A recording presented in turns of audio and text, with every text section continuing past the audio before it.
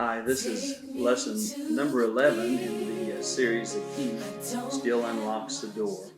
2 Chronicles 7:14, if my people, which are called by my name, shall humble themselves and pray, seek my face and turn from their wicked ways, then will I hear from heaven and will forgive their sin and heal their land. In lesson number 1, I gave you the meaning from Strong's Hebrew Dictionary of the word name as used in this verse. The Hebrew name here in the Hebrew comes from the idea of a definite or conspicuous position. It's a mark of individuality, which implies honor, authority, character. It could be translated fame, renown, or report. Throughout the Bible, God is very concerned that His children understand His name. I think one of the most exciting verses in the Bible is found in Exodus chapter 20.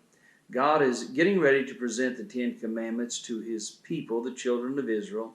But before He presents them, He takes the time and opportunity to introduce Himself as the author and by extension, the reason for all that He has to say.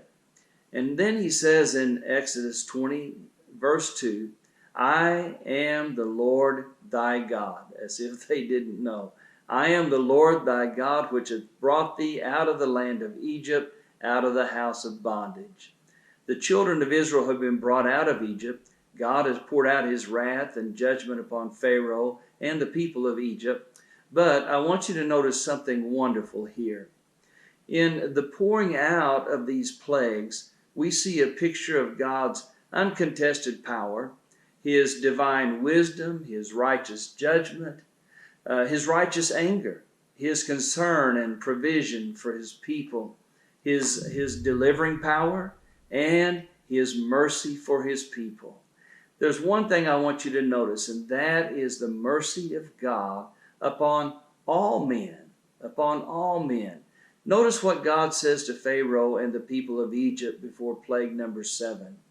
In Exodus 9:18 through 21, behold, tomorrow about this time I will cause it to rain a grievous hail, such as hath not been in Egypt since the foundation thereof, even until now.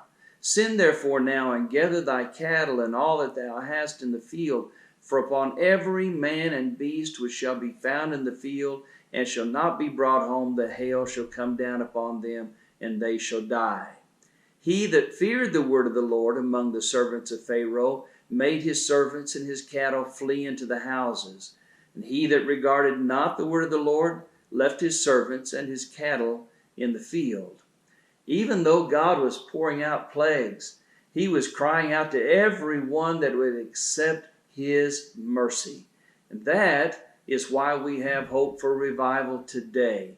Psalms 145:9 says this, the Lord is good to all, and His tender mercies are over all His works. God wants us to have revival.